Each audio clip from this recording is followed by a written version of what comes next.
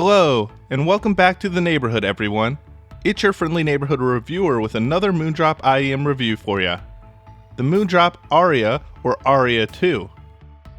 I'm uncertain exactly what to call this iteration of the Aria, as there was a bullet-style variant a number of years ago, but it looks like Moondrop has decided to update that IEM with a detachable cable, a new, yet somehow familiar shell, and a more contemporary anime girl.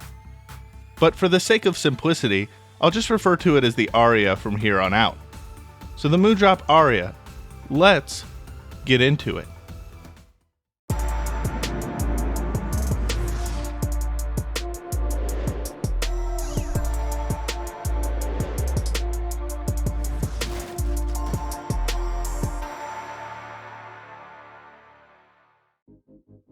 The Aria was sent into the channel by Shenzhen Audio in exchange for an honest review. But as per usual, all thoughts, opinions included here are my own. The Aria can be found on shenzhenaudio.com for $79.99, and for that limited investment, I think you get more than what you pay for here with the Aria. The shell is fashioned through metal injection and CNC carving, and appears to be made from brass. According to a number of websites, it is then sprayed with a matte black metal coating, and the gold accents are etched on top. The style of this shell should look pretty familiar to a lot of Moondrop IEM fans, as this is a similar shape to the KXXS, KXXX, and the Starfield. But in my hands it feels pretty lightweight, and appears to be somewhat slimmer in profile, less heavy, and less chunky in fit compared to my memory of the Starfield. Furthermore, fit was extremely comfy for me, and I think the ergonomic shape of the shell will fit most people's ears comfortably. The Starfield had many complaints of its paint chipping off with frequent use and abuse, but the matte black paint job here appears to be anodized in an attempt to prevent similar complaints with this set. So Moondrop appears to be listening to its consumers with its design choices here. The cable initiates at the IEM in a recessed 2-pin connector and terminates in a strained relief right-angled 3.5mm jack. Unlike the Starfield, which came with a more traditional cable, the Aria's cable is a woven cloth design, which is actually decently pliable, and it plays really well when in use, remaining kink-free in most scenarios. Moondrop also finally added a chin slider to one of their cables here with the Aria, and I love it, as this one both functions and integrates into the cable extremely well. Adding a chin sense is something that I've urged Moondrop to do in the past, and so again, Moondrop appears to be listening to the feedback and implementation recommendations from reviewers and its customer base alike. A small, rounded zipper-sealed carry case also comes in the package, and this appears to be the same case that came with the Starfield, and I like the size and form factor here. 6 pairs of silicone ear tips, 2 small, 2 medium, and 2 large pairs also come in the box, so no matter which size fits you best, you'll always have a backup set. The Aria is driven by a single dynamic liquid crystal polymer diaphragm. This is the same driver technology that the Tangem Hana uses. And I'm not sure which review will come first, but I'll go ahead and spoil that one a little bit. In regards to the Hana, she's my best girl. And while the Aria may not be able to keep up with the magic of that set, keep in mind that the Aria is about half the price of the Hana, and like the Hana, the Aria also performs extremely well within its price range. But let's move on to the sound. The Aria has somewhat of a thicker, denser sound profile, yet never goes overboard with this at the same time. For someone who wants a somewhat fuller sounding IEM, the Aria might just be their girl. Timbre is mostly neutral with hints of warmth emanating from the low-end response. It does well with a wide variety of musical genres, but I particularly enjoyed metal tracks on this one.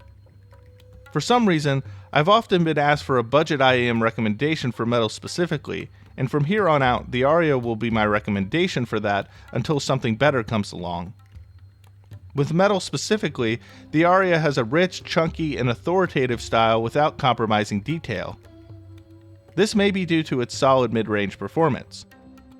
In fact, the mid-range may be my favorite part of this set, as it generally presents with a good definition and mostly without overly heightened character or fatigue. To my ear, the upper mid-range is forward, but unlike the S.S.R, which was a tad bit aggressive for some and had to be slightly tuned with RHA dual density ear tips for me, the aria never crosses the line into shout, sibilance, or vociferousness. Having said that, there is limited representation in the early mids that does result in a mildly scooped sound to the ear, here or there, on certain tracks. The aria generally follows a Harman tuning, with some recession between 400 Hz to 1K and a mild elevation from 1.5 to 3K Hz. Vocals are always centered and presented in a somewhat larger scope than the rest of the mix, both for male and female vocals alike, even if female vocals do have some additional energy to them. The treble appears to be extended well enough to the ear, but does lack some brilliance here or there, and its presence does fall from 8K to 12K before it begins to rise again into the air region. This gives the aria a sense of space, enhances its agreeability, and limits its harshness. With that said, it may also contribute to a mild sense of thinness in the aria's top end. Air in the aria is decent, but I wouldn't characterize the aria as an airy set either. The bass is well defined and adds a mild warmth to the overall presentation. It's not quite as articulate as the bass in the S.S.R, but there is a nice soft dynamic detailing here which politely lends itself to a variety of musical genres. Impact is generally average, but also non-fatiguing. Unlike what is being portrayed by Moondrop and some others, the aria is not a staging monster. The stage of the aria is only slightly larger than that of the Starfield in the KXXS, but there is some additional depth to its presentation here. Furthermore, the circular stage of the aria is decently immersive despite its intimate presentation and limited size. Oddly, transients have a steep, fast, and hard quality to them, and while peripheral decay was mostly fine, general decay almost resolved too quickly. The cadence of the aria almost reminds me of someone speaking German on occasion, but this is also a subtle quality which may bother me more than most. Positively, the aria is also easy to drive and can be ran off of just about anything and still sound good. I enjoyed the aria off of my phone, the FIO BTR3K, and Centron Stackport HD almost equally, but the aria really opened up a bit with the Burson Playmate 2 that I also have in for review at this time. So excessive power isn't really essential here with the aria, but it can come in handy with the right synergistic pairing. Nevertheless, the aria's drivability makes it pretty versatile for both on-the-go and at-home use.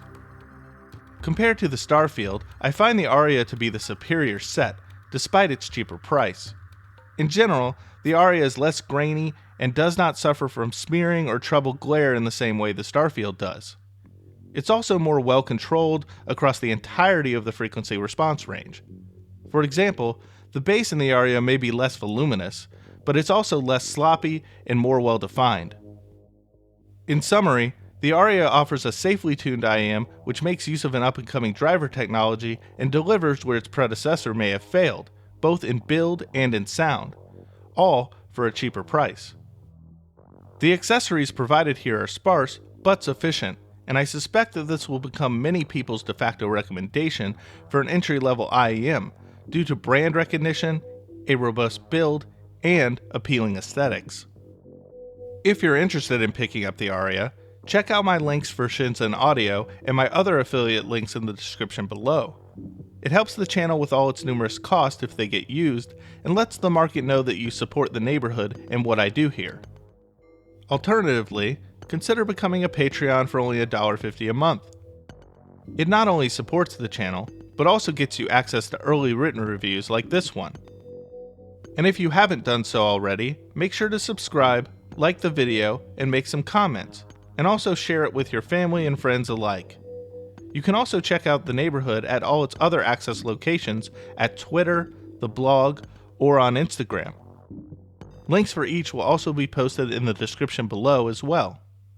And with that, I'm out for now.